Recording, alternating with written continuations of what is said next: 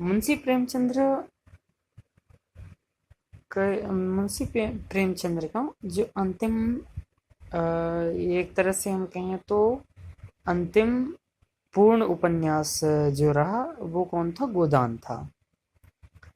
और ऐसा कहा भी जाता है कि गोदान एक ऐसा उपन्यास है जिसमें बहुत सारे चरित्रों को, पात्रों को एक बेहतर ढंग से उनको जुड़ाव में रखा गया है।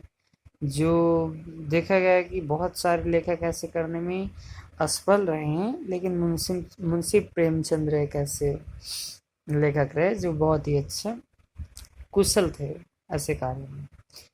तो गोदान में 1900 सदी 1930 में, शायद 1910 में पब्लिश हुई थी। शायद लिखना शुरू किए थे और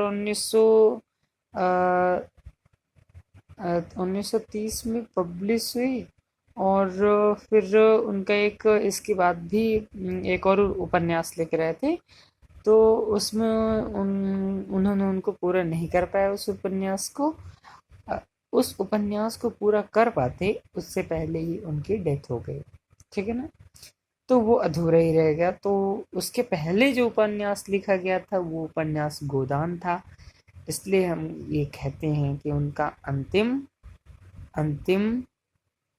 उनका अंतिम पहला पूर्ण उपन्यास कौन था? गोदान था। अब गोदान में क्या होता है, अगर मुझे 1-2 मिनट में समझाना पड़े कि सबसे छोटा बारीक निचोड़ क्या है इसका, कि गोदान में क्या होता है, तो इसमें 3-4 चीजें होती हैं गोदान में। पहला तो एक गोदान में होरी को लेके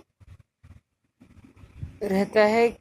होरी के चरित्र को बहुत अच्छे से प्रदर्शित करता है कि उसे कैसे उसकी जो पीढ़ी रही, गरीब परिवार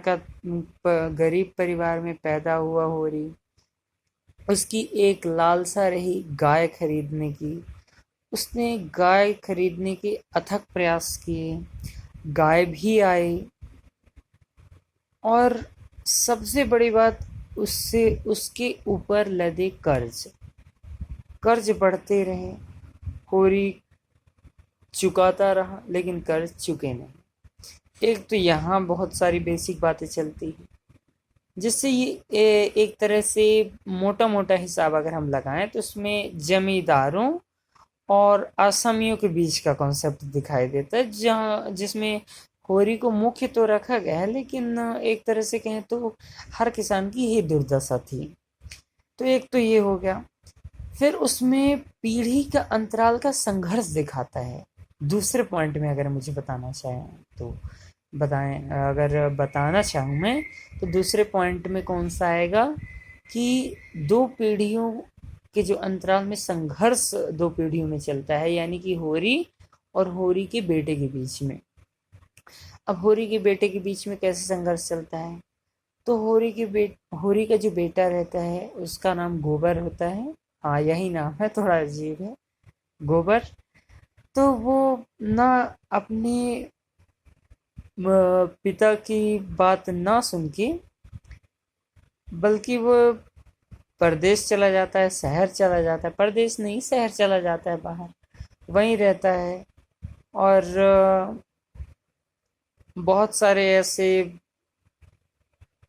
इस गोदान उपन्यास में बिंदु आते हैं जहाँ पे उनका बेटा गोबर, यानी होरी का बेटा गोबर अपने पिता होरी से बहुत अलगाव महसूस होता है, अलग दर्शाया गया इस उपन्यास में। तो दूसरा पॉइंट तो ये हो जाता है। इसमें भी काफी लंबा चौड़ा इतिहास इसमें लिखा गया है।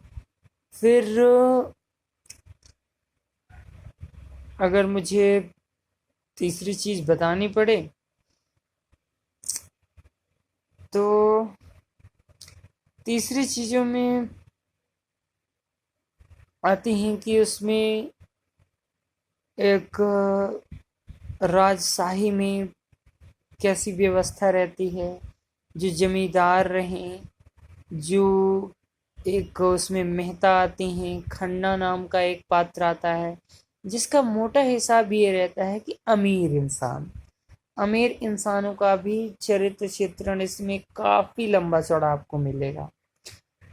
कैसे बड़े आदमी के बीच समस्याएं रहती हैं और कैसे गरीब इंसान जूझते हैं, ऐसे इसमें भी बताया गया है। और अंत में ये भी बताया उनके थोड़ा सा कॉन्सेप्ट यहाँ पे भी ब्रॉड होता है। जब होरी की बेटियों आती है, बहुत सारे ऐसे प्रेम मिलाप, प्रेम ही होता है, मिलाप ही होता है, विच्छेद तो कहीं भी दिखाई नहीं पड़ता है, प्रेम का भाव भी अच्छा खासा दिखता है। और फिर लास्ट में आ जाता है जब होरी की डेथ, मतलब होरी का समय लास्ट होता है, तब उसकी वाइफ झुनिया जो होती है, धनिया, सॉरी झुनिया नहीं, धनिया, धनिया जो कि होरी की पत्नी होती है, उसके बीच एक अंतिम बिंदु बहुत अच्छा लगता है। वो पूरा वही है गोदान के ऊपर, जिसमें अंत में वो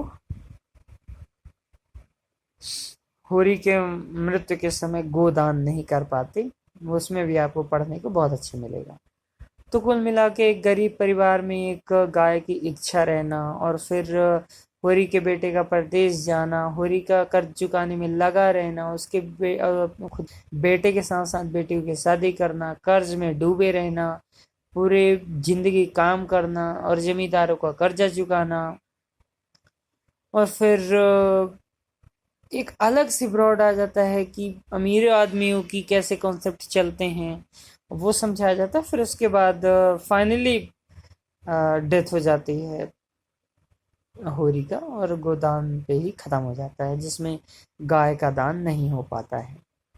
ठीक है, चलो आशा करता हूँ समझ में आया होगा। धन्यवाद।